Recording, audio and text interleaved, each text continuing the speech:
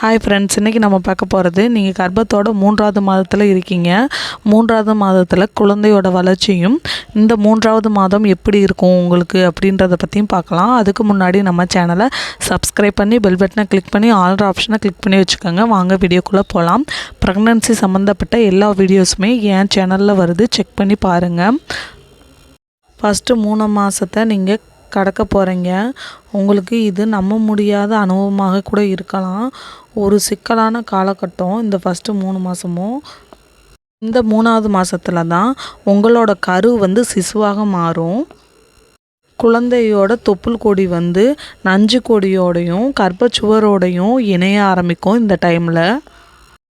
இந்த டைமில் தான் பிறப்புறுப்புகள் வளர தொடங்கும்.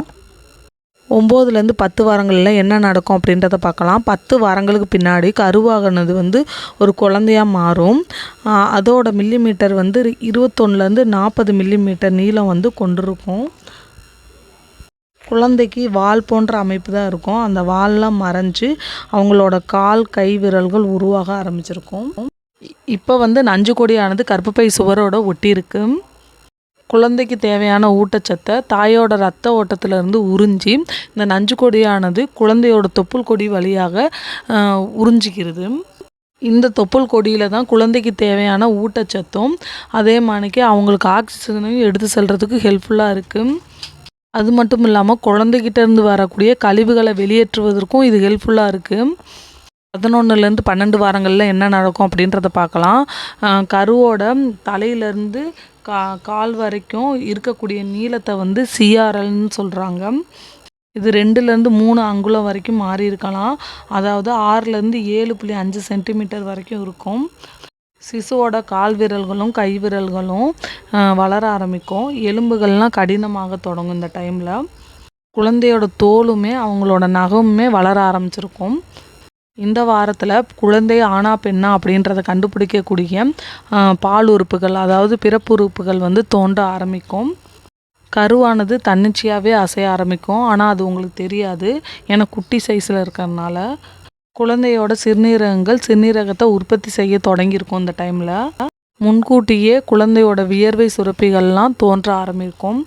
கண்ணிமைகள் ஒன்றாக இணைந்திருக்கும். 3வது மாதத்தில் உங்களுக்கு என்னென்ன அறிகுறிகள் தோன்றும் அப்படின்றத பார்க்கலாம். ஃபஸ்ட்டு 2 மாதத்தில் காணப்படக்கூடிய அறிகுறிகள் தான் 3வது மாதத்துலையுமே தொடருது.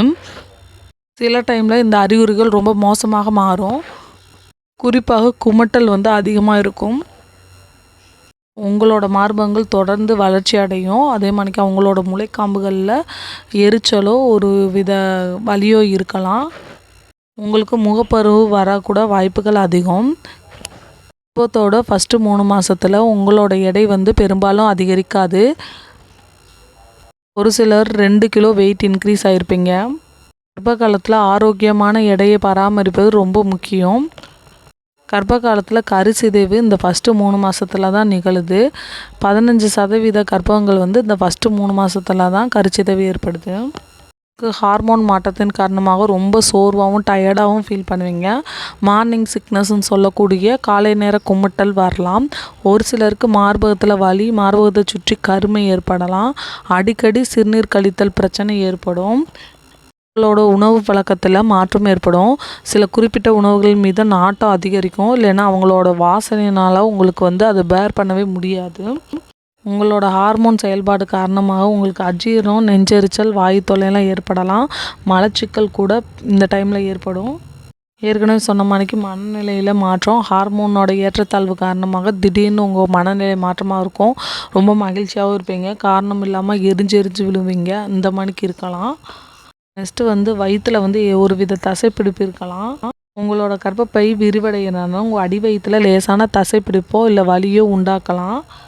உங்களோட கர்ப்பப்பை உங்கள் இடுப்பெலும்புக்கு மேலே உயரும்போது உங்களுக்கு சிறிய பேபி பம்ப், அதாவது லைட்டாக தொப்பை விழுந்த மணிக்கு கூட இருக்கலாம். ஆரோக்கியமான குழந்தை பொதுவாகவே 40 வாரத்துக்கு கழித்து பிறக்கலாம். எந்த நேரத்துலையும் கூட பிறக்கலாம். அதாவது 37 வாரத்துலேருந்து 42 வாரத்துக்குள்ளே பிறக்கிறது நார்மல் டெலிவரி. அதுக்கு முன்னாடி பிறந்தால் குறைப்பிரசவமாக மாறும். உங்களுக்கு 6லேருந்து 8 வாரத்துக்குள்ளே இதே துடிப்பு வந்திருக்கான்னு செக் பண்ணி பார்ப்பாங்க.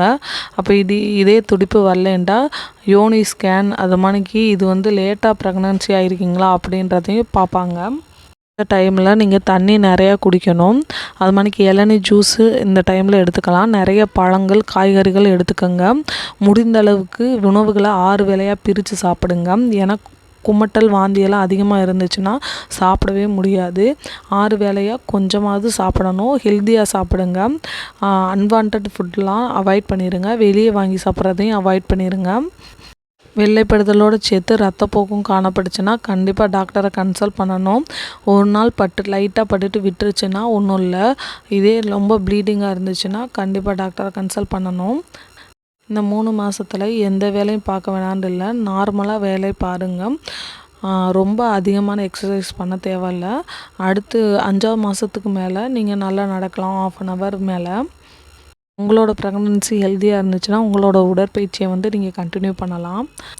அவ்வளோதான் ஃப்ரெண்ட்ஸ். இந்த வீடியோ உங்களுக்கு பிடிச்சிருந்தா லைக் பண்ணி ஷேர் பண்ணி சப்ஸ்கிரைப் பண்ணிடுங்க. Bye friends.